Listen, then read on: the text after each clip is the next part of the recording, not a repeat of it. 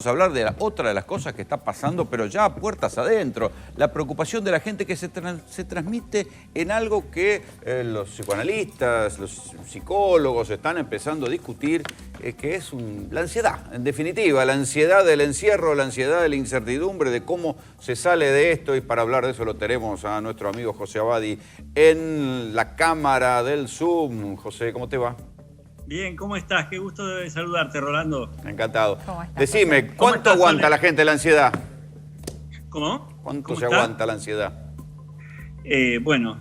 No tiene más remedio que sufrirla en este momento, ¿no? Por lo que tiene que hacer es, frente a esa ansiedad que surge de esta situación evidentemente traumática, inédita, dramática, ver cómo la maneja, es decir, cómo de algún modo logra aliviarla y cómo trata de evitar que esa ansiedad se transforme en angustia, que es más lo que está sucediendo, más que la ansiedad, que es el malestar psíquico. Esto ya es una angustia, vale decir, ese malestar se ha desplazado ya al cuerpo y sabemos que aparecen todas estas manifestaciones corporales que todos conocemos. Pero ahí te detengo. ¿Qué cosas, qué manifestaciones corporales ves vos, de algo que te enterás de tus pacientes? ¿Qué te empiezan a decir? Bueno, las manifestaciones corporales más habituales, sabes que la angustia en su expresión, siempre lo dije, es de una imaginación impresionante, no tiene límite. Las fantasías de enfermedad, de muerte o de locura son enormes. Pero las formas más habituales en las que se expresa en el cuerpo, en el sistema neurovegetativo, suelen ser o del aparato cardiorrespiratorio, vale decir taquicardia, palpitaciones, agitación respiratoria, sensación de asfixia. Después aparecen muchísimas veces también trastornos gastrointestinales, aparecen contracturas, aparecen la sensación famosa de se me cierra la garganta. Sí, o el famoso ataque de pánico.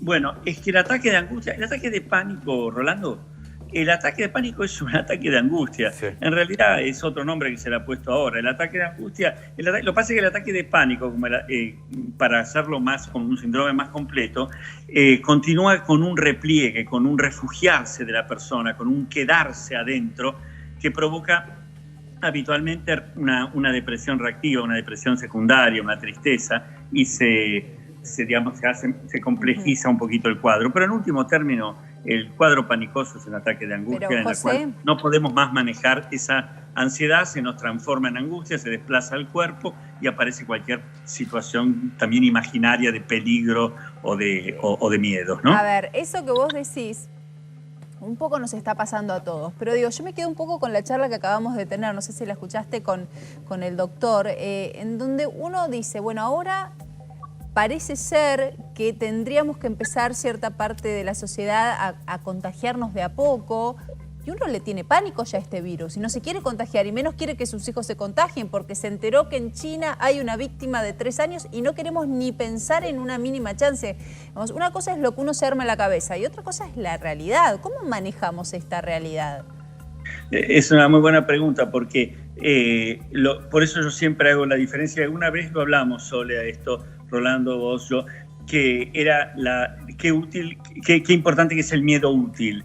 Porque el miedo útil tiene que ver con objetivar la realidad, es decir, con poder medir realmente qué es lo que podemos y no podemos, qué es lo que sucede y no sucede. Cuando apareció esta pandemia, el miedo útil queda permanentemente amenazado, acosado por el pánico, es decir, por el peligro de desplazarse al pánico. Cuando entra el pánico en acción, se terminó... Sí, que es el miedo irracional.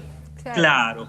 Irracional, exacto, porque hasta ahora habíamos mencionado inmanejable en el cuerpo, pero está ese otro aspecto, es lo inmanejable, y a partir de allí las herramientas que elegimos ya no son eficaces, ya entramos en un lugar donde no podemos ser más dueños de nuestras acciones y quedamos aplastados por este pánico.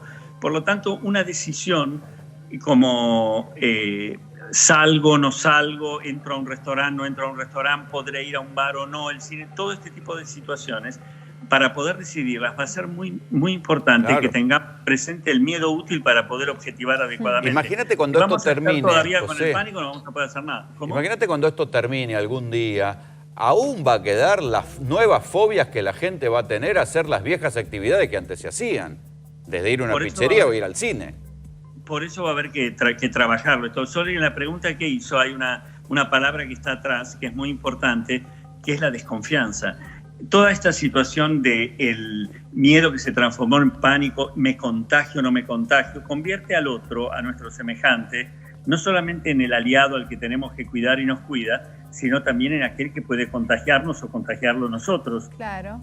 Con lo cual late de algún modo, a veces consciente directamente y evidenciable en las conductas, a veces de un modo más oculto, la desconfianza. Y esa desconfianza se extiende a más cosas. Podés salir ahora, podés estar porque la situación es tranquila, no hay acá gente que esté contagiada con él. No, pero es que ojalá fuese eso, podés salir ahora y podés contagiarte de esto que hasta hace un día te podía llevar la vida. Porque ojalá fuese, qué sé yo, creo que sería más fácil para todos salir si de repente se terminó el coronavirus. El tema es salir sabiendo que sigue el coronavirus. Claro, por eso por el coronavirus no va a desaparecer, no está. Pero digo, no aparece la vacuna, nada, no hay solución a este conflicto. Pero antes que la vacuna habrá que vendrá lo que se llama esa inmunidad de rebaño que ustedes comentaron. Aparecerán seguramente también algunas combinaciones medicamentosas que puedan atenuar el efecto del coronavirus. Y también aparece la creación de anticuerpos en la gente, que es de esperar que tengan una acción protectora, vale decir que evite que uno pueda contagiarse. Sí, pero eso es un proceso lento y entre tanto... Por eso tiene que hacerse de un modo muy coordinado, tiene que hacerse de a poco, con los test y los controles necesarios, en las situaciones que se pueden medir. Hay países que lo han hecho. Israel lo ha hecho de un modo increíble, Singapur también. Para ser justos, uno puede estar muy mal o muy preocupado económicamente, pero si hay algo que se ha demostrado en el país, y esto no es de estar con ninguna camiseta política, sino la verdad es que se dio prioridad a la vida. Uno no va a pensar que vamos a hacer algo para descuidar nuestra vida cuando se ha asumido un costo enorme para cuidar la vida. El tema es que más allá de eso, uno piensa en su vida, en la de su pareja, en la de sus hijos, y la cosa genera mucho pánico. Es no poder cuidarlo de algo que en realidad no depende de uno. Ya es como salir y entregarse.